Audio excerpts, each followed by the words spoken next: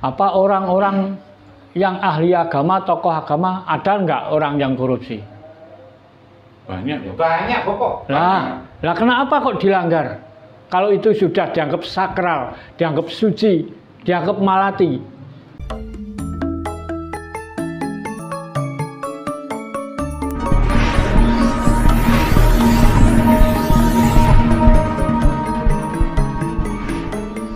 Makanya manusia harus tahu benar dan salah.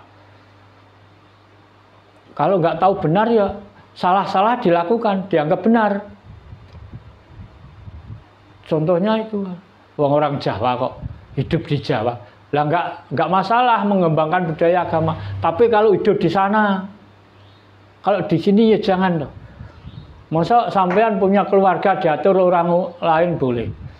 Ya nggak boleh toh. Keluargaku diatur orang lain ya nggak boleh toh. Ini keluargaku, yang tanggung jawab aku. Ini Indonesia, yang tanggung jawab ya bangsa Indonesia atas nama bangsa. Karena kepala negara kita sudah dicekel. Ya bukan sekarang aja, sejak dulu. Yang salah siapa? Ya orang-orang dulu, orang-orang tua dulu. Nah, ini Bapak, kita kembali ke masalah sumpah dengan kitab tadi, Bapak ya. Iya, iya. Ya, rata-rata kalau yang beragama Islam itu kalau mau jadi pejabat kan disumpah dengan kitab suci Al-Qur'an itu tadi ya. Nah, kalau kita lihat beliau-beliau yang sudah disumpah dengan kitab suci Al-Qur'an itu, kalau saya lihat itu rata-rata itu malah makin berani korupsi, Bapak.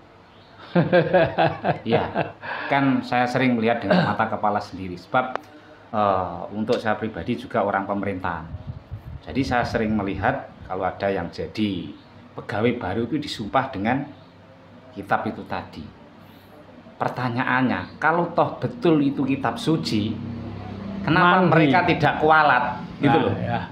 Padahal kan kudune kitab suci itu malati, tambah kendel, tambah kendel.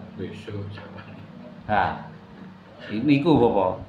Terus mungkin seperti ini, tadi Bapak bilang kan hubungan karo menungso, hubungan dengan manusia dulu baru Tuhan. Ya, sebenarnya di situ juga ada ajaran hablum minanas wa hablum minallah, tapi mereka tidak paham dengan bahasa itu, Bapak.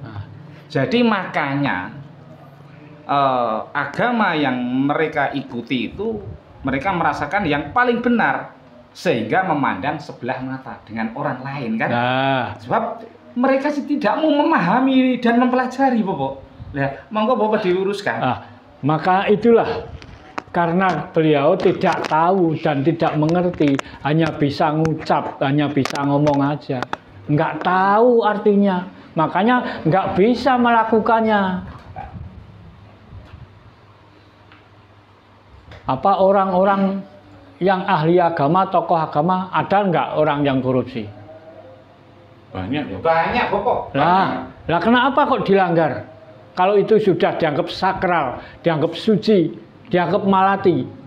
Bahkan Menteri Agama yang katanya hafal Quran itu pernah menjadi tersangka kasus korupsi. Nah, pengadaan kitab suci, dikorupsi seorang Menteri Agama yang katanya hafal kitabnya.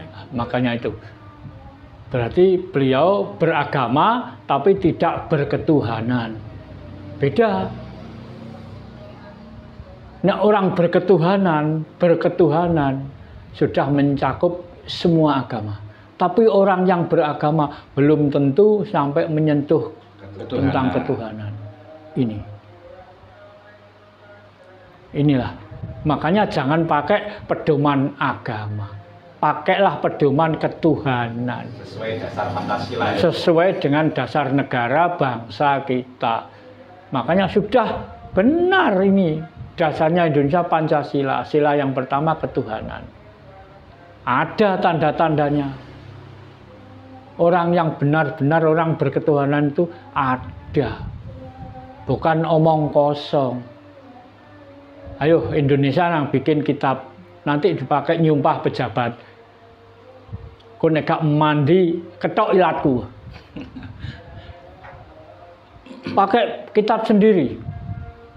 Jangan pakai kitabnya orang lain. Indonesia, kitab Indonesia. Tulis itu. Undang-Undang Dasar, NKRI, Pancasila, Bhinneka Tunggal Ika, itu dirumus, disatukan menjadi kitab, disakralkan. Nanti diruat untuk menjadi kitab sakti.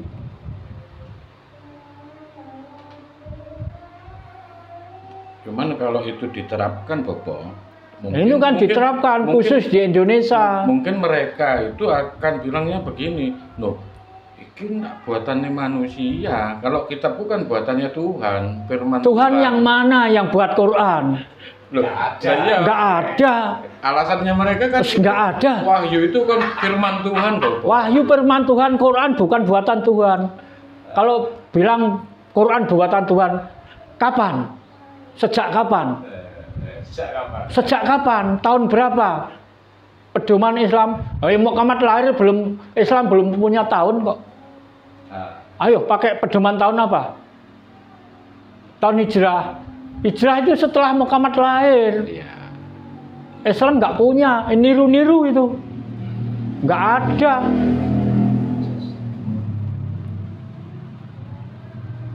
Jangan membenarkan yang umum, tapi mengumumkan yang benar.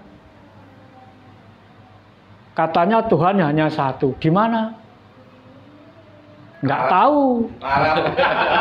Apa Tuhan di Arab? Kalau di masjid-masjid yang mana? Nggak tahu.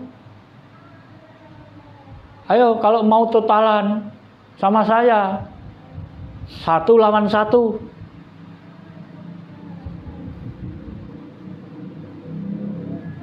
Cocokan, beneran, dunungan. Berdasarkan ini, berdasarkan itulah milikmu. Tapi kalau kamu berdasarkan saya bagaimana? Jangan berdasarkan kamu, berdasarkan Quran lah untuk kamu. Saya nggak percaya itu. Nyatanya di pondok-pondok itu banyak santri yang meteng itu. Iya. Kalau gitu keluarkan, corek. Jangan atas nama agama. Kalau agama ingin bersih, siapa yang menodai aturan, corek. Biar ikut apa itu saja. Dilepas. Ini bukan orang Islam secara resmi, karena sudah menodai ajaran Islam. Kalau agama suci, berarti bohong. Makanya kalau tidak tempatnya, jangan dilakukan. Lakukanlah yang pada tempatnya. Kita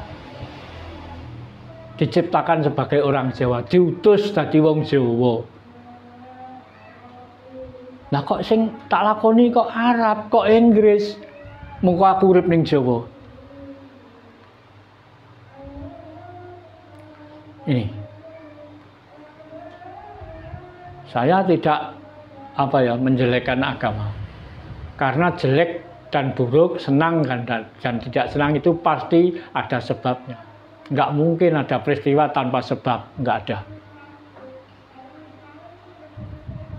Itu kalau di Caraka Jawa, kalau Caraka Datasawala padha mo iku marga iku dalan, sebab apa wae ana peristiwa apa wae mesti ana sebabe.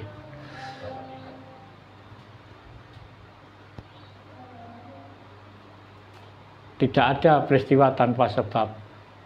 Sampai jadi perang pasti ada sebabnya. Mosok tiba-tiba perang, ujuk-ujuk perang. Ya enggak toh.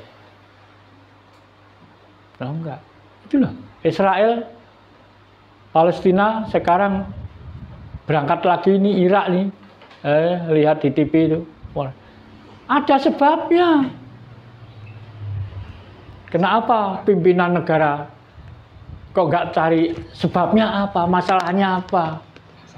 Kalau ingin hidup merdeka, hidup berdampingan, memuliakan, ya misalnya aku presidennya, saya